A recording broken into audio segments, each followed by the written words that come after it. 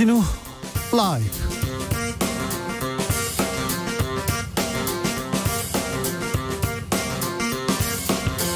2020년 11월 23일 월요일입니다. 안녕하십니까, 주진우입니다. 오늘 밤 12시부터 수도권 거리두기가 2단계로 올라갑니다. 지금 확산세를 꺾지 않으면 통제 불능 상황으로 빠질 수 있다는 정부의 판단인데요. K방역의 사령탑 정세균 총리에게 현재 상황과 국민께 당부하고픈 이야기 들어보겠습니다. 공수처 문제로 더 이상 국민을 지치게 하면 안 된다. 이낙연 더불어민주당 대표가 입을 열었습니다. 여당은 합의가 안 되면 법 개정 불사하겠다고 했고요. 야당은 독재의 선전포고라고 맞서고 있습니다. 공수처가 아직 출범하지 못하는 이유는 뭘까요? 여야의 딴 목소리 들어보겠습니다.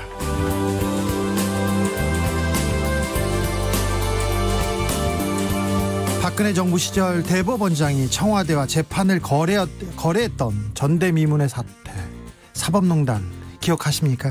현직 판사가 사법농단의 주역 양승태 전 대법원장에게 3억 원의 손해배상 소송을 걸었습니다. 왜 그랬을까요? 그리고 그때 재판을 거래했던 사법농단 판사들은 지금 어떻게 지내고 있을까요? 김은지 기자와 알아봅니다.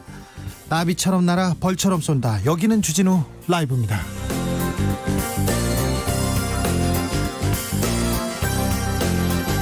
오늘도 자중자애, 겸손하고 진정성 있게 여러분과 함께 하겠습니다. 날씨가 춥습니다. 코로나가 더 기승을 부리지 않을까 걱정입니다. 우리는 지금 가장 위험한 시기를 지나고 있습니다. 코로나 각별히 조심해야 됩니다. 오늘 밤 12시부터 수도권 거리두기 2단계로 격상되는 거 아시죠? 수능이 다가오면서 수험생들 있는 집 정말 걱정 많을 것 같은데요. 집에서도 마스크를 쓰고 조심조심 생활하고 있다고 하는데 걱정입니다. 응원합니다. 우리 고3들 그리고 재수생, 장수생 수험생들 이제 거의 다 왔습니다. 조금만 더 힘을 내주세요. 수험생 가족들, 어머니들이 더 고생하시는데요. 힘내십시오. 시사 이슈 한 번에 정리하려고 주라이브 애청하는 수험생들 있다면서요. 많다면서요. 문자 주시면 응원해드리겠습니다. 샵 9730, 짧은 문자 50원, 긴 문자는 100원, 콩으로 보내시면 무료입니다. 그럼 오늘 순서 시작하겠습니다.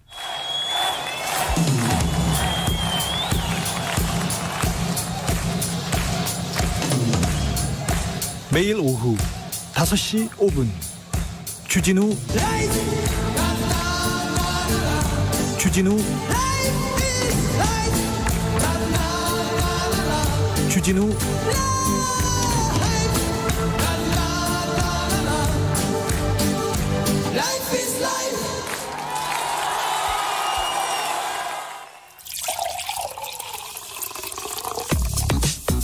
진짜 중요한 뉴스만 쭉 뽑아냈습니다. 주 라이브가 뽑은 오늘의 뉴스 주스. 정상근 기자 어서 오세요. 안녕하십니까. 주말 잘 보내셨고요? 네, 잘 보내고 왔습니다. 오늘 자정부터 사회적 거리두기 2단계로 올라갑니다. 네, 그 1단계에서 1.5단계로 올라선 지도 채 일주일이 안 됐는데 오늘 자정, 그러니까 내일 0시를 기해서 수도권의 사회적 거리두기가 2단계로 높아집니다. 호남도 그렇죠? 네, 호남권의 거리두기 단계는 1.5단계로 상향이 되는데요. 네. 이 강화된 거리두기 단계는 오는 12월 7일까지 2주 동안 적용이 됩니다. 최근 상황이 상당히 좋지 않은데요. 네. 이 최근 일주일간 이 수도권의 하루 평균 확진자가 아마 200명이 육박했을 것으로 추산이 되고 있습니다. 바로 전주에 비해서 2배 이상 늘어나는 이 폭발적인 증가세에 있고요. 오늘 같은 경우에는 신규 확진자가 271명이고 국내 발생 신규 확진자는 255명으로 300명 밑으로 떨어지긴 했지만 일요일에 좀 검사 건수가 많이 줄지 않았습니까? 그렇습니다. 주말이란 점이 있었고 또 그럼에도 불구하고 수도권의 경우에는 오늘 기준으로도 200명이 넘게 나왔습니다. 이 추세로라면 다음 달에 신규 확진자가 폭발적으로 늘 수 있다고 얘기하더라고요. 네, 방역당국은 이 추세대로라면 다음 달쯤 신규 확진자가 600명을 넘을 수도 있다라고 판단하고 있습니다. 2단계로 바뀝니다. 뭐가 달라집니까? 네, 일단 이 클럽이나 감성주점, 헌팅포차 같은 유흥시설 5종류가 집합 금지로 아예 문을 닫아야 됩니다. 아예 영업을 못합니까? 네, 그리고 이 노래 연습장, 방문 판매업체, 실내 스탠딩 공연장, 그리고 헬스장이나 당구장 같은 실내 체육시설 등도 밤 9시까지만 운영을 할 수가 있고요. 원스트라이크 아웃제가 시행되면서 방역수칙을 한 번이라도 어기면 바로 집합금지 처분을 받습니다. 음식점도 9시 이후에는 영업을 못 하나요? 영업을 할 수 있습니다. 다만 밤 9시 이후에는 포장이나 배달만 가능합니다. 영업을 할 때도 좌석을 한 칸씩 띄우거나 칸막이를 설치를 해야 하고요. 카페 같은 경우에는 하루 종일 포장과 배달만 할 수 있습니다. 카페는 앉아서 먹는 건 안 되고 포장 배달만 가능하군요. 네, 앉아서 먹을 수 없습니다. 결혼식은 어떻게 됩니까? 네, 결혼식이나 장례식 같은 각종 모임이나 행사 인원은 100명으로 제한이 됩니다. 그리고 종교활동은 좌석 수의 20% 이내, 그리고 학교는 이 전체 학생의 3분의 1 등교가 원칙이 돼 3분의 2까지 탄력적으로 운영할 수 있고요. 야구, 스포츠는요? 네, 한국 시리즈 경기 오늘 있고 내일 있는데요. 네. 관중을 10%만 받을 수가 있습니다. 10%로 줄었습니까? 네, 내일부터는 10%가 됩니다. 네. 서울시는 1000만 시민 멈춤 기간 선포했습니다. 네, 서울시는 오늘 이 정부의 방역 조치 2단계 상향과 함께 서울형 정밀 방역을 시행하겠다라면서 내일부터 연말까지 1000만 시민 긴급 멈춤 기간으로 선포를 했습니다. 이 조치를 통해서 밤 10시 이후에는 대중교통 운행을 감축하기로 했고요. 이 지하철 막차 시간도 아예 11시로 땡기는 방안을 추진 중입니다. 서울 전역에서 10명 이상 집회도 내일 0시부터 추후 별도 공표 때까지 전면 금지가 됩니다. 이 수능은 물론이고 이 전국적인 이동이 이루어지는 이 대학별 논술 면접 시험을 대비해서 특별 대책을 세우기로 했고요. 이를 위해서 시교육청과 자치구가 함께하는 합동 태스크포스를 가동하고 이 단계별 특별 집중 방역을 벌이기로 했습니다. 4797님께서는 서울 사람은 아니지만 1000만 시민 멈춤 기간 한다는데 출근이 멈춰지지 않는데 어떻게 멈출까요? 이렇게 우려하셨고요. 원희님께서는 친구들과도 당분간 약속 자제. 겉은 괜찮아 보여도 친구가 코로나 양성일 수 있습니다. 네, 그럴 수 있습니다. 그래서 각별히 조심하셔야 됩니다. 잠시 후 2부에서 저희가 정세균 총리, K 방역의 사령탑이죠. 정세균 총리 그리고 김호란 교수에게 이 달라진 점들 그리고 어떻게 대응해야 되는지 자세히 물어보겠습니다. 25일 민주노총이 총파업을 예고했습니다. 왜 갑자기 총파업이랍니까? 네, 민주노총은 여러 가지 이제 전태일 3법이라든지 노동법 계약 저지 등을 내세우면서 총파업을 하겠다라는 입장인데 많이 우려가 되고 있습니다. 네, 걱정이네요. 네. 민주노총은 이 파업 자체는 일손을 놓는 것인 만큼 감염에 영향이 없고 또 집회는 방역 수칙을 지키면서 하겠다라는 설명을 덧붙였는데요. 그러면서 전국 총파업이긴 하지만 집회는 각 지역별로 분산하는 만큼 이 대규모 인원이 모이지 않는다라면서 국회 앞에서 하는 총력투쟁도 2단계 모임 기준인 100인 이하에 맞춰서 진행할 것이다 라고 설명했습니다. 하지만 아까 말씀드렸듯이 서울시는 내일부터 10인 이상 집회가 금지가 됩니다. 이 조치 이후에 민주노총이 철회하겠다라는 입장이 나오지는 않았는데요. 그리고 설령 기준에 맞춘다 한들 굳이 이 시기에 집회를 해야 하느냐 좀 이런 비판도 많습니다. 정치권도 일제히 우려를 나타냈는데요. 이 김종인 국민의힘 비상대책위원장은 국민 안전을 위해 강도 높은 방역이 필요할 것으로 생각한다라고 말했고요. 이낙연 더불어민주당 대표도 이 국민의 걱정을 감안해서 집회 자제에 현명한 결단을 해주길 바란다라고 말했습니다. 네. 경찰은 집회 및 시위에 관한 법률과 방역 기준을 위반하면 엄정 조치할 예정이다라고 밝혔습니다. 이런 엄중한 시기에 파업을 한다고 합니다. 좀 걱정이 됩니다. 국민이 우려하고 있다는 좀 알아주십시오. 민주노총도. 그런데 민주노총 건설노조 간부들이 오늘입니다. 이낙연 민주당 대표 사무실을 점거해서 농성 돌입했어요. 네, 중대재해기업처벌법 제정을 촉구하고 있습니다. 네. 그러면서 이낙연 대표 사무실을 포함해서 전국 곳곳에 민주당 사무실에 점거를 해서 농성에 들어갔는데요. 이들은 민주당이 중대재해기업처벌법 제정을 당론으로 채택해야 한다라면서 이낙연 대표 등의 면담을 요구를 하고 있습니다. 중대재해기업처벌법은 이 노동자 사망사고 등 중대재해가 발생할 경우 이 사업주와 경영 책임자, 기업을 처벌할 수 있도록 하는 것으로 이 노동계는 후진국형 산업재해 근절을 위해서 이 법의 제정이 시급하다 이렇게 주장하고 있습니다. 정치권에서도 다 주장하고 있어요. 도입하자고 얘기하고 있습니다. 네, 사실 민주당도 이 중대재해기업법 제정에는 제정을 추진한다라는 입장이긴 한데 일정상 이번 정기국회에는 처리가 불가능하다라는 입장이고 또 50인 미만 사업장은 법 적용 유예 기간을 두자라는 얘기가 나오고 있어서 반발이 나오고 있습니다. 당내 온도차는 조금 있더라고요. 네네. 그런데 이 이낙연 대표 면담을 요구했는데요. 이낙연 대표가 현재 자가격리 중인 상황입니다. 지난 19일 저녁에 지인 모임에서 만난 참석자가 코로나19 양성 판정을 받았는데 이낙연 대표는 검사 결과 음성 판정을 받기는 했지만 12월 3일까지 자가격리할 예정입니다. 네. 우려가 되는데 노조의 파업 우려가 되는데 파업을 뭐 반대하는 건 아닙니다. 그런데 지금 이 상황에서는 국민들의 우려가 크다는 것도 좀 명심해 주십시오. 3차 재난지원금에 대한 얘기가 계속 나오고 있습니다. 솔솔 나오네요. 네, 코로나19로 사회적 거리두기가 2단계로 도입하게 되면서 자영업자를 비롯한 이 서민 경제에 또다시 타격이 가해질 수밖에 없는 상황인데요. 이에 정치권에서 3차 재난지원금 얘기가 나오고 있습니다. 김종인 국민의힘 비상대책위원장이 이 내년도 본 예산에 3차 재난지원금 관련 예산을 담아야 한다 이렇게 주장을 했는데요. 오늘 국회에서 열린 비상대책위원회에서 벌써부터 3차 재난지원금 문제가 거론되고 있다라면서 12월에 예산을 통과시키고 1월에 모양산업계 추경 문제가 거론되면 정부 신뢰도에 문제가 있는 것이다라고 말했습니다. 이재명 경기도지사 제일 먼저 얘기하지 않았나요? 네, 앞서 페이스북을 통해서 관련된 입장을 밝혔는데요. 이 3차 재난지원금은 반드시 소멸성 지역 화폐로 전 국민에게 지급해야 한다라고 말을 했습니다. 정부의 1차 재난지원금 그리고 2차 재난지원금이 경제 활성화 효과에서 이 통계적으로나 체감상으로 큰 차이가 있었다라고 말하면서 전 국민 지급을 주장했습니다. 네. 공수처법 개정 여권에서 추진하고 있는데요. 오늘 여야 원내대표 회담이 있었어요? 네, 그렇습니다. 그 공수처장 후보 추천위원회가 무산된 이후 이 더불어민주당은 법을 바꿔서라도 공수처를 출범하겠다라는 입장을 수차례 밝혔습니다. 이 공수처장의 정치적 중립을 위해서 그 야당의 반대 권리를 보장을 했는데 국민의힘이 아예 이 공수처 출범을 막겠다라는 태도를 보이고 있다는 것이 더불어민주당 측의 주장입니다. 반면에 국민의힘은 법을 바꿔서 이 공수처를 통과시키겠다라는 것은 독재다라고 주장하면서 이 국민적 저항에 직면할 것이다라고 경고를 했습니다. 야당의 비토권을 보장한다는 것이 이 본인들이 공수처법을 패스트트랙에 올려놓을 때 이 명분으로 삼았던 것인데 이제 와서 반대를 하고 있다라는 주장입니다. 이 문제는 잠시 후에 저희가 여야 의원 연결해서 물어보겠습니다. 공수처 어떻게 할 건지 올해 안에 되는 건지도 물어보겠습니다. 네, 일단 지금 알려진 바로는 이 공수처장 추천위원회를 재소집하기로 했고요. 네.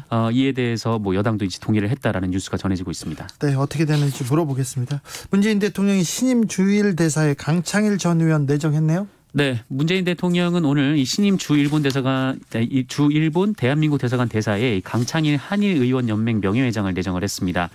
강창일 내정자는 일본 동경대학교에서 석박사 학위를 받고 오랫동안 일본에서 연구를 했던 일본통으로 평가를 받고 있습니다.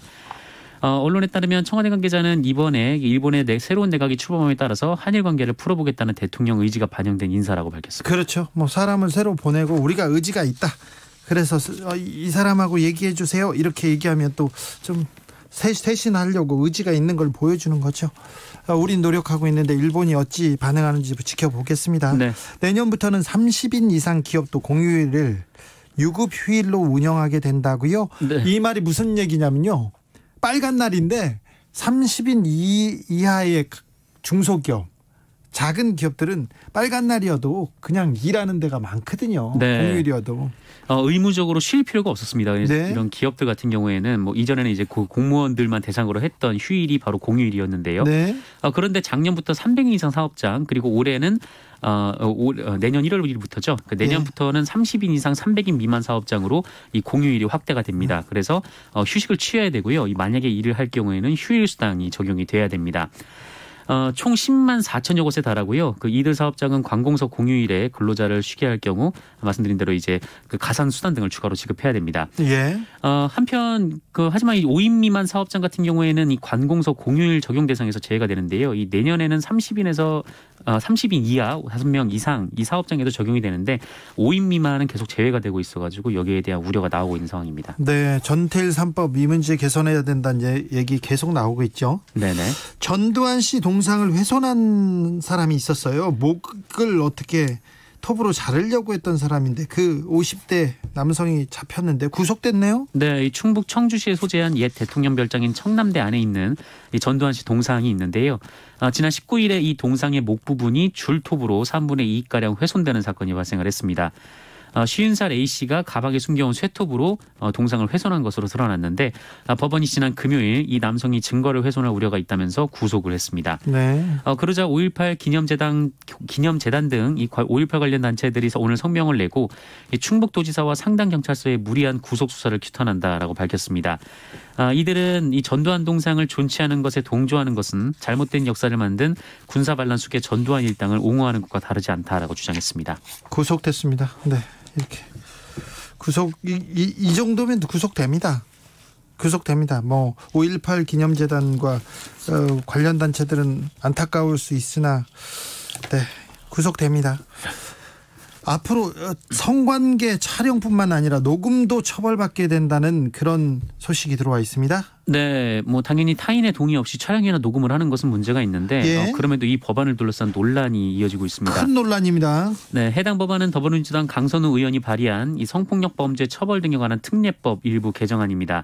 이 성관계를 음성 녹음하는 행위도 영상이나 사진을 촬영하는 것과 마찬가지로 성범죄로 규정해서 처벌할 수 있도록 하겠다라는 취지인데 예. 현행 법 체계에서는 상대의 동의 없이 녹음을 했다가 그 유포 피해 등이 발생해도 이 성폭력 범죄 처벌법이 아니라 이 형법상 명예훼손 또는 정보통신망법상 명예훼손으로 처벌이 됩니다. 처벌이 극히 좀 낮아요. 네, 형량이 좀 낮아서 이를 개선하겠다라는 건데요. 네.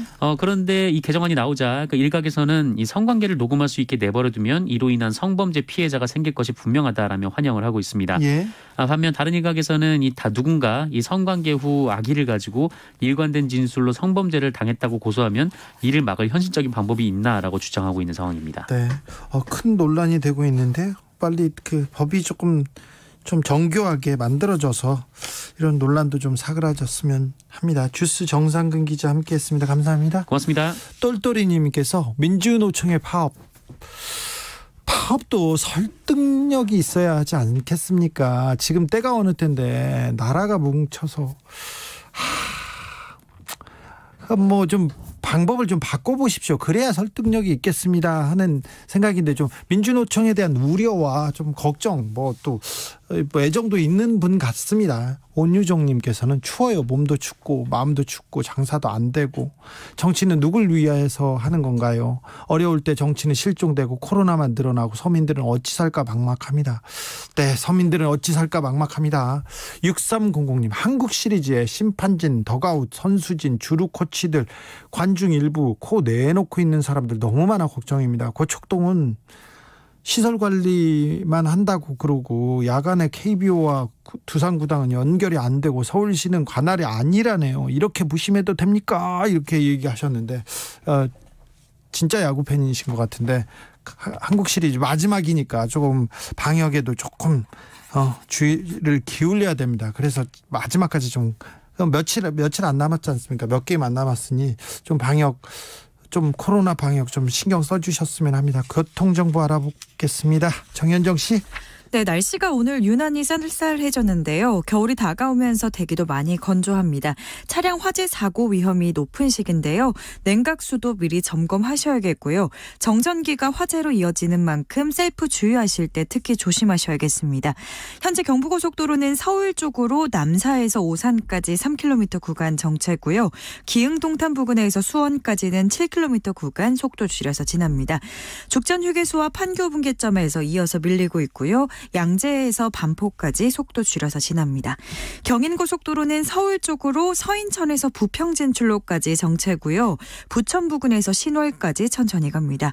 서울 양양고속도로는 서울 쪽인데요. 인제터널에서부터 작업을 하고 있어서 인제 나들목에서부터 밀리기 시작했습니다. 서해안고속도로 역시 서울 쪽입니다. 서평택 분기점에서부터 화성휴게소까지 12km 이상 정체고요. 매송휴게소에서 용담터널까지는 4km 구간 막히고 있습니다. 더 가서는 일직분기점에서 금천까지 지나기 어렵고요. 순천 완주고속도로는 순천 쪽으로 남원분기점 1차로에서 추돌 사고를 처리하고 있어서 정체입니다. KBS 교통정보센터에서 정현정이었습니다. 주진우 라이브.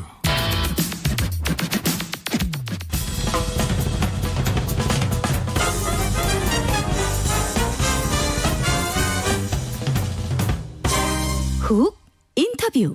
모두를 위한 모두를 향한 모두의 궁금증 훅 인터뷰. 공수처장 후보 추천위원회가 끝장 토론을 했는데요. 그냥 끝장났습니다. 그냥 끝장나고 아무런 성과를 내지 못했어요. 더불어민주당은 공수처법을 개정해서라도 공수처 출범하겠다고 하고요. 국민의힘은 안 된다, 막겠다고 반발하고 있습니다. 여야는 왜 공수처에서 합의점을 찾지 못하고 있는지 여야의 목소리 들어보겠습니다. 먼저 검사 출신이죠. 야당의 법사위원이신 유상범 국민의힘 의원 오셨습니다. 안녕하세요. 예, 반갑습니다. 유상범입니다. 네. 의원님, 여당에서 공수처법 개정안 카드를 꺼내고 있습니다. 그 부분에 대해서 강하게 비판하셨는데 가장 큰 문제가 뭐라고 보십니까? 야당의 비토권을 인정한다는 거는 네. 여당에서 공수처장은 정치적 중립성, 독립성을 지킬 수 있는 사람을 뽑겠다. 예. 야당의 동의를 받는 사람을 뽑겠다고 하는 약속입니다. 예.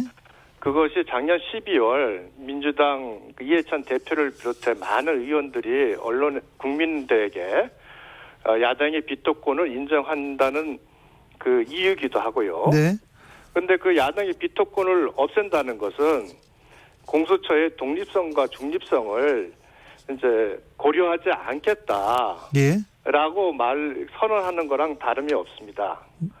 그러니까 정치적 입장을 같이 하는 그 공수처장을 뽑거나, 예. 그게 아니면 공수처장으로서 업무 영역을 갖추지 못한 사람을 뽑아서 사실상 공수처 차장과 검사들로 하여금 그 정치적 사건을 본인들의 입맛에 맞는 방향으로 처리하겠다. 예. 이제 이렇게 의심이 갈 수밖에 없고, 그렇다면 네.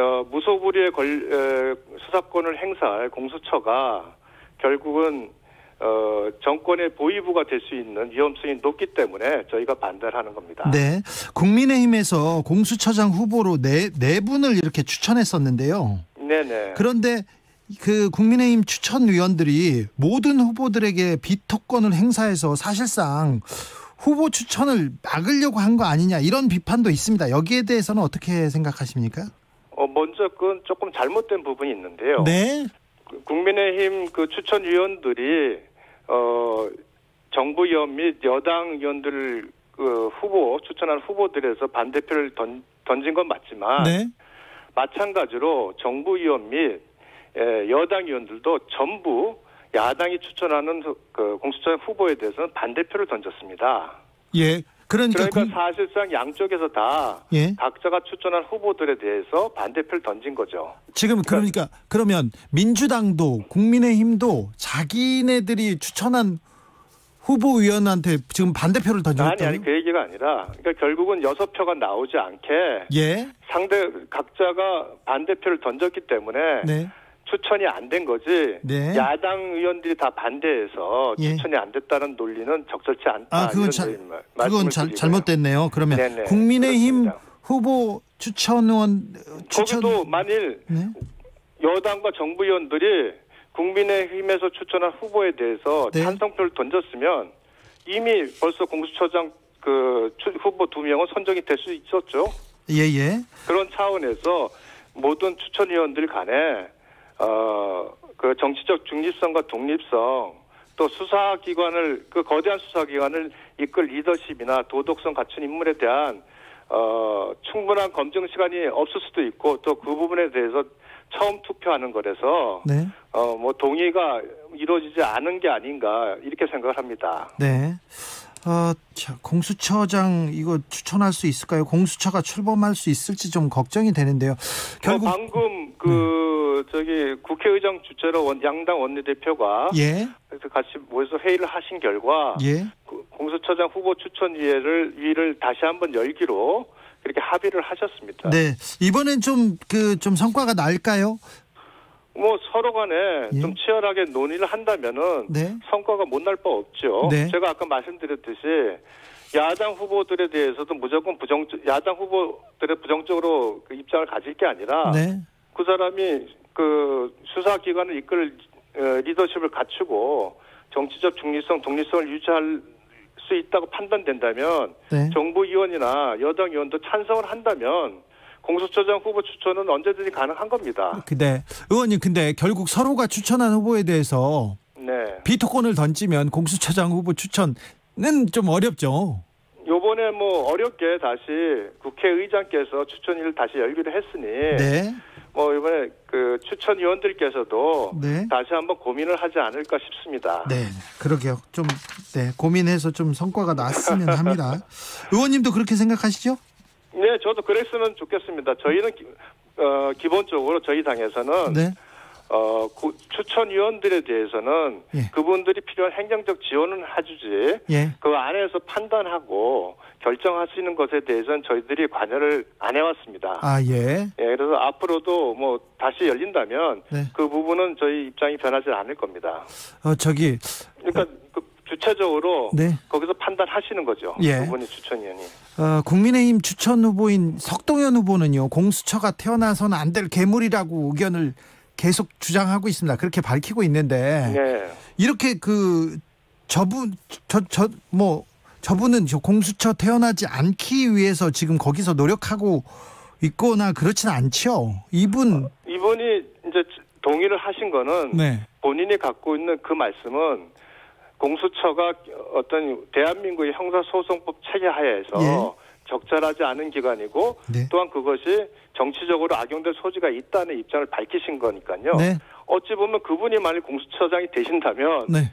공수처가 그 기관으로서 이제 수사권을 행사하고 그럴 때 예. 오히려 더 정치적 중립성, 독립성을 더 유지하려고 노력하지 않겠어요? 아, 석동현 후보가요? 예, 만약 그렇게 하신다면 아, 그분이 뭐 공수처장이 돼가지고 공수처를 폐지시킬 수는 없잖아요. 예. 예, 그러니까 그렇죠. 그런 차원에서 네. 생각하시면은, 네. 그러니까 그런 분들이 반대는 하지만 들어와서 동의했다는 거는 어쨌건 그만큼 예. 공수처의 정치적 중립성, 독립성이 중요하다. 예. 이렇게 보시는 게 좋을 듯합니다. 석동현 후보가 검찰 출신이지 않습니까? 네네. 혹시 검사 생활할 때 같이 하셨어요? 예, 저도 잘 알고 있습니다. 근데 석동현 후보가 검사 시절에 그렇게 또 과격하거나 그런 분은 아니셨는데요. 네네. 제가 취재할 때 들어봐도 그런데 네. 그 공수처에 관련돼서는 말은 좀 세겠지만 워딩은 셌지만 만약에 출범하면 잘하실 분이라고 이렇게 보시는 건가요? 예, 제가 말씀드린 거는 공수처의 정치적 중립성, 독립성을 예. 훼손시키지는 않으실 분이죠. 네, 알겠습니다. 예. 민주당은 후보 추천위원회 재소집 동의하지만 공수처법 개정 작업 병행하겠다고 하고 있습니다. 예, 추천위가 계속 파행이 되면 결국 공수처법 개정으로 가게 된다면 어떻게 하실 겁니까? 뭐 국회법 내에서 저희들이 결국은 그 개정의 부당성을 주장할 수밖에 없지 않겠습니까? 예. 그러나 힘으로 몰아붙인다면 네. 과거 임대차 3법처럼 또 다수결로 처리가 되지 않을까 하는 우려를 하고 있습니다. 네. 뭐 그런 식으로 처리가 된다면 그 이후에 그런 부작용에 대해서는 민주당이 다 책임을 져야 될 사안 아니겠습니까? 예. 무엇보다도 공수처가 가지고 있는 그 위험성을 이렇게 지속적으로 경고한다면 민주당에서도 그것이 갖고 있는 게 단순히 정치적 이유가 아니라 예. 무슨 문제가 있다는 부분을 한번 고민을 해줬으면 좋겠다는 생각을 하고 있습니다. 유상범 의원께서도 공수처법 개정안 발의하신 상태죠. 여당 예. 안과는 어떤 차이가 있습니까? 저는 그 공수처가 갖고 있는 그 각 법률 조항 중에서 위헌 조항이 있습니다. 예. 위헌이라고 그가 강하게 주장하고 있고, 어떤이요? 예, 특히 이제 직무 관련 범죄를 수사 대상에서 포함시킨 부분도 네. 이 법 자체는 고위공직자의 비리를 척결하기 위한 법인데 네. 공무원의 직무 수행 관련 범죄를 지금 수사 제외하는 대상으로 거는, 하는 건 네. 그 목적과 받지 않고요. 예. 그다음에 공수처 검사의 기소권을 인정되고 있는데 네. 이것은 판사, 검사, 고위직 경찰관에게만 인정되고 있습니다. 예. 나머지 고위공직자에 대해서는 수사권만 인정하고 있고요. 예. 이렇게 수사 대상에 따라서 어떤 사람에게는 기소권만 주고 다른 분은 기소권을 주고 다른 사람은 수사권만 주는 이와 같은 법제는 세상에도 어디에도 없습니다. 예. 이런 부분이 있고요. 범죄 수사 강제 이첩권이라는 것도 검찰이나 경찰은 헌법에 근거해서 만들어진 기관이고 지금 공수처는 헌법에 근거하지 않은 법률상 기관입니다. 그런 법률상 기관이 그 검찰과 경찰 등의 그 사건을 강제로 이첩받는 것도 그 헌법적 원리에서 보면 맞지를 않습니다. 그래서 기소권을 제외해야 된다고 생각하세요? 네, 기소권은 그 수사권만 부여한다는 거죠. 네. 네. 기소권 없는 공수처 제대로 기능할 수 없다 이런 그 얘기는 계속 나왔지 않습니까? 수사권만 가지고 있어도 네. 고위공직자들에게는 굉장히 부담이 되고요. 네. 고위공직자가 수사 대상이 되는 것만으로도 네. 사실상 그 사회적 평판이나 뭐 이런 모든 그 사회적 지위를 잃을 수 있습니다. 기소 여부와 관계없이. 예. 문제는 아까 말씀드렸듯이 기소권이 판사, 검사 그리고 고위직 경찰에만 기소권을 부여하고 있는데 네. 거기다가 그 직무 관련 범죄까지 포함시키고 있습니다. 그러면 제가 통계적으로 분석해 보니 그 전체 90%가 판검사에 관한 부분이 수사 대상으로 들어갑니다. 예. 그렇다면 결국 이 공수처는 검찰 그 법원에 대해서 굉장한 압력을 행사할 수 있는 그런 권능을 갖게 되거든요. 예. 이렇게 된다면 결국은 그 고위 공수처가 결국은 하나의 사찰기구로서의 기능을 가질 수밖에 없고, 예. 그로 인해서 대한민국이 그 굉장히 위험해질 수 있다 이런 생각을 가지고 있습니다. 아, 대한민국이 위험해질 네. 수도 있습니까? 뭐 그렇게 아니 뭐 말씀드린다면은 네. 그 정도 그러니까 대한민국의 사법 체계가 예. 위태로워질 수 있다는 것이고요. 네. 또 하나는 지금 검찰이 수사와 기소권을 가지고 있다 그래서 무소불위의 기관이라고 그렇게 얘기하고 있죠. 그래서 힘을 빼야 된다. 그래서 개혁해야 된다 얘기하죠. 이 판사, 검사와 고위직 경찰에 대해서는 수사와 기소권을 다 준다. 이것도 굉장히 큰 모순 아니겠습니까? 아니 검찰은 수사권, 기소권을 가지고 있으니까 공수처도 가지고 있어야 된다 이렇게 얘기하면서 그래야 힘의 균형이 맞는다 이런 얘기도 하지 않습니까? 지금 공수처는 검찰을 견제하기 위해서 만든 기구라기보다는 네. 검찰이 갖고 있는 고위공직자 수사에서의 뭐 정치적 독립성, 중립성이 의심된다 그래서 만든 기관 아닙니까? 네. 그렇다면은 저희 공수처에서 그 수사를 하고 그 다음에 말씀드린 대로 그 검찰에서 그 수사의 적정성을 판단하는 것도 예. 지금까지 주장한 그 민주당의 논리에 보면 일관성이 있는 거죠. 알겠습니다. 저기 이것도 물어볼게요. 또 추미애 법무부 장관과 윤석열 검찰총장의 갈등, 특별히 감찰 시도 이거 어떻게 보십니까? 그 감찰을 지금 총 5차례에서 공개적으로 감찰 지시를 했죠. 예, 여러 차례 했습니다. 네. 수사 중 사건에는 감찰을 할 수 없다는 규정이 있습니다. 예. 그럼에도 불구하고 공개적으로 감찰 지시를 했고요. 예. 여러 가지로 수사 지휘권도 2차례 하면서 윤석열 총장의 이제 사건 관여를 완전히 배제시키고. 예. 저는 그 부분에 대해서 지속적으로 장관의 그와 같은 수사 지휘와 감찰권 행사는 적법 절차에 어긋난다. 그래서 부당하다고 이제 계속 강조를 했던 사람입니다. 법에 조금 어긋납니까? 예, 다 어긋납니다. 어긋나는 부분 제가 어긋난다고 저희 법 해석에 어긋난다고 주장을 계속 하고 있고요. 네. 강조하고 있는데 문제는 결국은 이 사안은 윤석열 총장이 네. 사표를 내고 나가기 전까지는 계속 반복되지 않겠습니까? 그럴 것 같아요. 이거 어떻게 마무리돼야 됩니까? 야당의 입장에서는 네. 무슨 조자령 헝칼 쓰듯이 수사지휘권이나 기소권을 이제 감찰권을 이렇게 무작위로 지금 행사하면서 국가적으로 굉장히 혼란을 야기하는 법무부 장관을 이제는 문재인 대통령께서 정리를 해주시는 게 네. 어떤 우리나라 사법 질서 차원에서도 네. 맞지 않냐 이렇게 생각을 하고 있고요. 오늘 본 보도에 보니까 법조 기자들 대부분이 네. 추미애 장관의 수사 지휘권 행사에 대해서는 다 부정적으로 이렇게 평가를 하는 것도 봤습니다.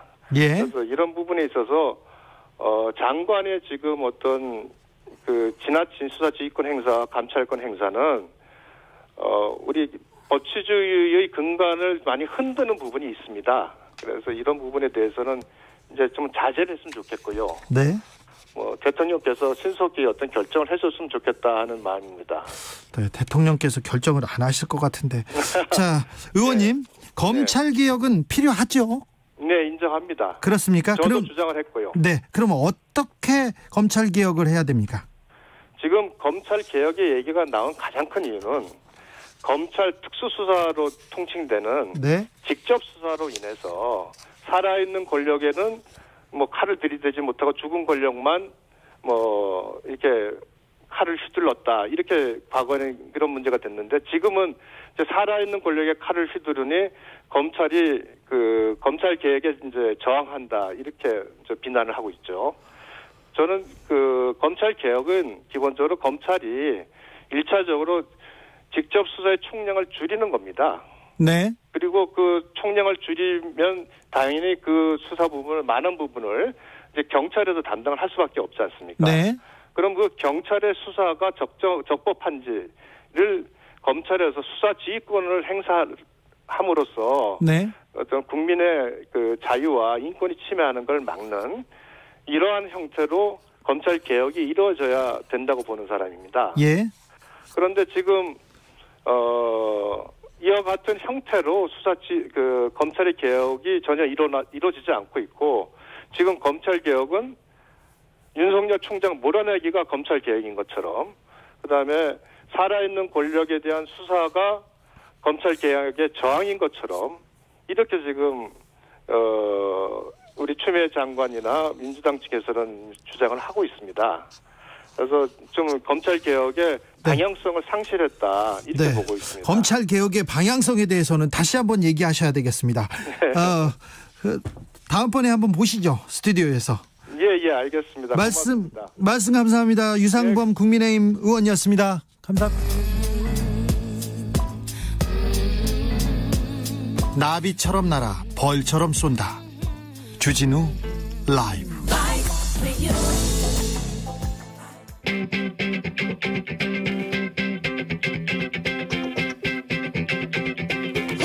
국회 할 말 있습니까? 국회의원한테 민원 넣고 싶으세요? 그렇다면 잘 오셨습니다. 21대 국회 으뜸친절한 박주민과 함께하는 주민센터. 여러분의 민원에 귀를 기울이겠습니다. 주민센터의 주치의원 박주민 더불어민주당 의원, 어서 오세요. 네, 안녕하십니까. 네, 잘 지내셨어요? 잘 못 지내고 있습니다. 감찰이 적법하지 않다고 아까 유상범 의원께서 얘기했는데, 어떤 거요? 법무부의 추미애 장관의 네. 검찰총장에 대한 감찰이 적법하지 않다고 특활비 얘기했습니다. 관련된 거죠? 예.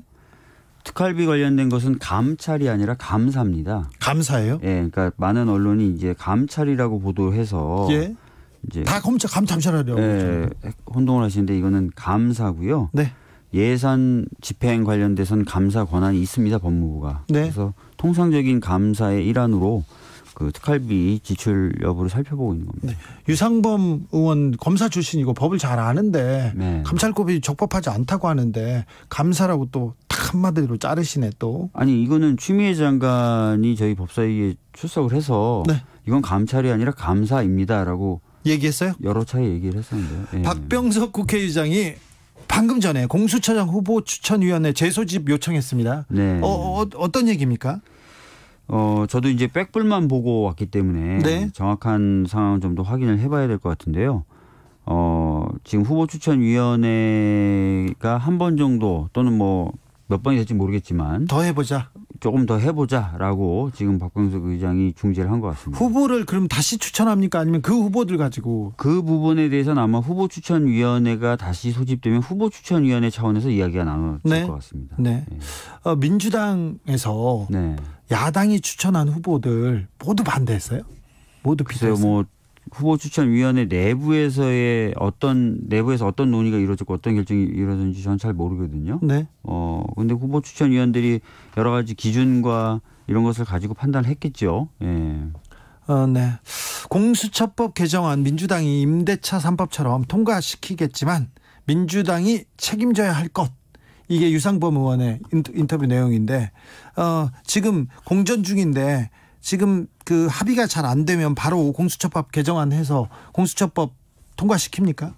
25일 날 네.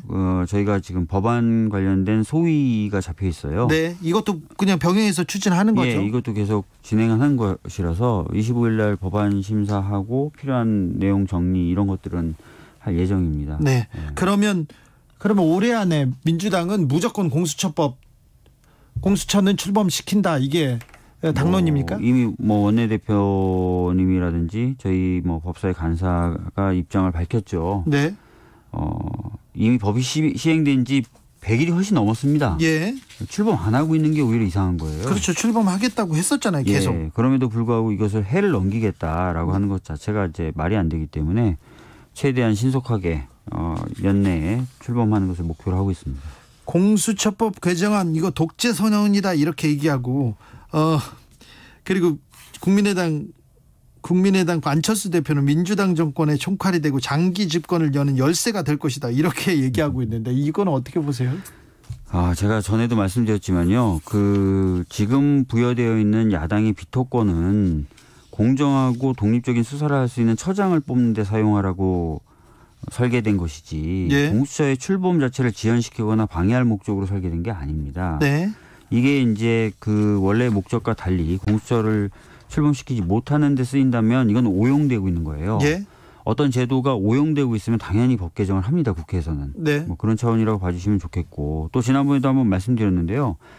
상설특검법에 따른 특검 추천 절차가 있어요. 네. 여기 보면은 법원행정처 처장이 아니라 차장, 네. 법무부 장관이 아니라 차관이 들어오고 대한변협 회장이 들어오고 여야가 2명씩 추천하게 돼 있어요. 예. 7명으로 구성돼 있습니다. 그러니까 구성의 성격상 지금 공수처 후보추천위원회하고 똑같다고 보시면 돼요. 예. 근데 이 상설특검법에 따른 후보추천위원회에 대해서는 야당이 지금까지 한 번도 이게 불공정하다고 얘기한 적이 없어요. 네. 근데 왜 갑자기 공수처의 후보추천위원회에 대해서는 불공정하다고 하는지 모르겠습니다. 야당이 지금 이렇게 주장하는 거는 법원행정처 처장이나 차장 또는 대한변협 회장이 여당 사람이라는 주장을 전제로 해요. 네. 그런데 아시다시피 법원행정처 처장이나 차장 판사들이고요. 이분들에게 당신은 여당 사람이지라고 얘기하면 아마 펄쩍 뛸 거예요. 아이고 그럴 수 없죠. 네, 그리고 대한변협 회장 같은 경우 잘 아시겠지만 그렇지 않죠. 예, 굉장히 보수적인 집단에 의해서 선출된 사람이고요. 네. 최근의 행보만 보더라도 추미애 장관이 검토해보겠다고 했던 그 휴대폰 잠금 해제 법안이요. 예. 반대 성명 냈던 단체예요. 예, 예. 근데 이 단체가 여당 사람이다라고 얘기하는 것 자체가 전 이해가 안 된다는 거죠. 네. 네. 아무튼 국민의힘에서 공수처 출범 이번에 후보추천위원회 다시 또 잘 될지 이거는 잘 모르겠습니다. 다른 주제로 넘어가겠습니다. 추미애 장관을 해임해야 된다 대통령이 아까 유상범 의원은 그렇게 주장을 했는데요. 그렇게 이 추윤 갈등이 끝나지는 않으리라고 생각됩니다. 자, 추윤 갈등은 언제 끝납니까? 글쎄요, 지금 전에도 제가 이 부분에 대해서 말씀을 드린 적이 있었던 것 같은데 이걸 자꾸 법무부 장관과 검찰총장의 갈등이라고 표현하는 것 자체가 저는 사실 이해가 안 됩니다. 그럼 어떻게 표현해야 됩니까? 법무부 장관은 지금 법에 있는 대로 수사 지휘라든지 감찰 권한을 행사하고 있는 것이죠. 그거를 통상적인 공무원과 달리 지금 검찰총장이 안 받아들이고 있는 거예요. 네. 그러니까 이 부분이 이제 오히려 문제로 지적돼야 될 부분이다라고 저는 생각을 하고요. 네. 그래서 이 수사 지휘나 이런 부분에 있어서 지금 이걸 갈등으로 표현한 건 적절하지 않은 거. 자, 갈등이 아니고 그러면 윤석열 검찰총장이 지금 법무부 장관의 지휘를 받지 않고 있다 이렇게 봐야 되는데 그러면 이제 윤석열 총장을 징계하는 건가요? 지금 징계나 이런 것에 대해서는 제가 이제 판단할 문제는 아닌데요. 지금 윤석열 총장에 대해서 감찰이 지금 2건이 진행되고 있는 것으로 알고 있습니다. 네. 하나는 이제 언론사 사주요. 언론사 사주를 만난 거. 예, 조선일보, 중앙일보 언론사 사주를 만난 것 하나하고 라임 그리고 옵티머스 수사 과정에서의 혹시나 잘못된 수사 지휘라든지 관여가 있었는지 관련된 건데요. 이런 부분 감찰을 했을 때 뭔가 이제 나온다면 뭐 그런 이후에 이제 판단을 해볼 수 있겠죠. 감찰을 거부하고 있잖아요, 지금. 네, 그 부분도 나중에 이제 문제가 될 수는 있을 것 같은데요. 아마 이 부분은 제가 다른 언론과 인터뷰에서도 말씀드린 바가 있는데 감찰 결국 받지 않을까 생각합니다. 예. 결국은 윤석열 총장이 감찰을 받게 될 것이고 네. 그리고 감찰 내용에 따라서 내용이 나오면 그러면 이제 추미애 법무부 장관과 윤석열 검찰총장을 지금 신문 일면에서는 안 봐도 되는 건가요? 그렇지 않을까 싶습니다. 그 부분에 대해서도 뭐 제가 지금 여기서 이렇다 저렇다 말씀드리기는 어려운데 네. 만약에 이제 언론사 사주를 만난 부분이 뭐 사실로 확인이 된다든지 하면 네. 왜냐하면 이제 윤석열 총장은 이 부분에 대해서 부인은 안 했거든요. 얘기 안 네. 부인하지 않았어요. 그래서 만났을 가능성이 높죠. 검사 행동윤리강령 같은 경우 보면 사건 관계인하고의 회합 안 되게 돼 있어요. 그리고 네. 회합했다는 이유로 많은 검사들이 징계를 당했었거든요.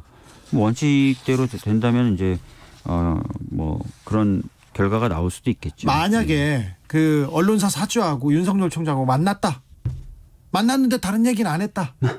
그래도 이게 처벌될 수 있습니까? 예, 뭐 그 행동 강령에 따르면 꼭 사건과 관련된 얘기를 나눠야 된다 이런 규정이 아닙니다. 사건 관계인과 회합을 하면 안 된다고 돼 있어요. 결혼식장이나 장례식장에서 지나가다 만나면요. 사건 관계인하고 만나면 인사를 했으면 그것도 안 됩니까? 그런 걸 전제로 한 건 아니에요. 예. 그런데 이제 기억해 두셔야 될 사례가 있는데요. 예전에 이제 힐러리 클린턴이 국무부 장관일 때 개인 메일 계정을 이용해서 예. 이제 어떤 정보가 담긴 메일을 보냈었다. 그래서 이메일 게이트라는 게 한번 터진 적이 있었어요. 그 당시에 이제 이 사건이 그래서 이제 수사가 진행이 됐었는데 그 당시 이제 검찰총장이었나요? 하고 힐러리 클린턴의 남편인 빌 클린턴이 15분 정도 얘기를 나눈 게 있어요. 예. 근데 이게 문제가 돼가지고 굉장히 크게 그 이슈가 됐었고요. 예. 뭐 감찰이 진행됐었고 뭐 의회에 출석해서 해명도 하고 뭐 이런 전례가 있었습니다. 네. 네. 자, 어떻게 되는지 감찰을 지켜보죠. 네. 이거 물어보고 싶은데요. 중대재해기업처벌법. 네. 민주당 입장 좀 정해졌습니까? 지금 아무래도 중대재해기업처벌법 쪽으로 무게를 실어서 가지 않을까 이렇게 생각이 되고요. 아니, 그쵸. 이거는 공약과도 같지 않았나요? 민주당이 계속 주장해온 바 아닌가요? 정확히 말씀드리면 이제 이낙연 대표님이 이제 당대표 경선 시에 이제 계속 얘기를 하셨었고, 예. 대표 연설, 의회에서 하는 당 대표 네. 연설에서도 이제 중대재해기업처벌법을 강조하신 바가 있죠. 박주민 의원도 이거 주장하지 않았습니까? 20대부터 이 법안 계속 주장했죠. 그런데 왜 안 통과가 안 돼요? 지금 사실은 이제 그 발의 단계고 이제 논의를 해야 되는 상황이고요. 네. 논의를 할 때 그러면 중대재해기업처벌법에 힘을 실어서 논의를 할 것이냐, 네. 산안법 개정으로 갈 것이냐 이런 게 계속 논란이 되어 왔었는데 네. 최근에 저희 당도 이제 중대재해기업처벌법 쪽으로 예. 그렇게 정리가 가닥이 잡히는 것 같습니다. 가닥이 잡혔는데 왜 이걸 바로 추진하지 못하고 통과를 못 시키는 걸 보면 지금 이제 법사위 법안 심사 일정이 아직 안 잡혔습니다. 이제 25일에 잡히는 겁니다. 네. 예. 약간 미온적으로 보여요, 민주당의 태도가. 그런 비판을 받을 수 있겠죠. 네. 예. 그런 비판이 있습니다. 있다는 것도 알아주시고 네. 민노총이 지금 이 위중한 사항에 총파업하겠다고 하는 거 아닙니까? 가장 네. 큰 것 중에 하나가 중대재해기업처벌법도 얘기하고요. 네. 전태일 3법 얘기하고 있지 않습니까? 민주당이 좀 더 적극적으로 나서야 되는 거 아닌가 그런 생각합니다. 네, 산업재해로 인한 사회적 그 피해와 손해가 막심하고요. 네. 또 무엇보다도 생명이 굉장히 중요하지 않습니까? 네. 그래서 저는 좀 더 전향적이고 적극적인 태도를 보일 필요가 있다고 생각합니다. 예. 4733님께서 박주민 의원께 한 가지 제안하겠습니다. 공수처장 선출 관련해서 2인이 비토하는 경우 불가에 대한 대안으로 선거에서 결선 투표제를 행하는 방식과 유사한 방법을 위반하면 크게 문제를 야기하지 않고서도 할 수 있지 않나 생각됩니다. 국민이 저희 정치자가 고민하다가 자기가 아이디어를 내고 있습니다. 김도원님께서는 주 기자님 박 의원님한테 담배 좀 끊으라고 금연하라고 좀 얘기 좀 해서요. 네, 혼자서 담배 피우는 모습이 안타까워서 얘기합니다. 네, 어디서 보셨나 보네. 네. 좀 줄여요. 네. 주민센터 박주민 의원과 함께했습니다. 감사합니다. 예, 감사합니다. 멀티사이트의 A Better Day 들으면서 저는 잠시 쉬었다가 6시에 돌아오겠습니다. 정세균 총리의 아주 중요한 메시지가 있습니다. 기대해 주십시오.